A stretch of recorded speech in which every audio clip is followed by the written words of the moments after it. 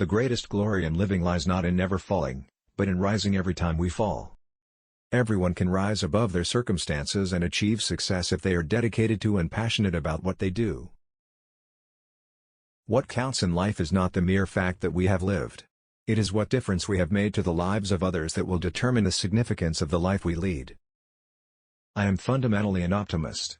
Part of being optimistic is keeping one's head pointed toward the sun, one's feet moving forward. There were many dark moments when my faith in humanity was sorely tested, but I would not and could not give myself up to despair. That way lays defeat and death. Education is the most powerful weapon which you can use to change the world. Do not judge me by my successes, judge me by how many times I fell down and got back up again.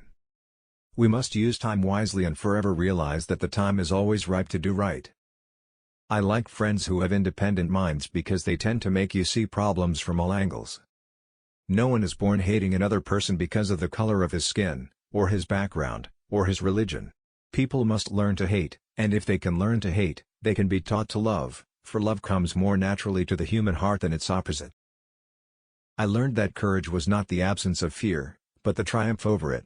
The brave man is not he who does not feel afraid, but he who conquers that fear. It is in the character of growth that we should learn from both pleasant and unpleasant experiences. It is not our diversity which divides us, it is not our ethnicity, or religion or culture that divides us. Since we have achieved our freedom, there can only be one division amongst us, between those who cherish democracy and those who do not. For to be free is not merely to cast off one's chains, but to live in a way that respects and enhances the freedom of others. A critical, independent and investigative press is the lifeblood of any democracy. The press must be free from state interference. It must have the economic strength to stand up to the blandishments of government officials. It must have sufficient independence from vested interests to be bold and inquiring without fear or favor.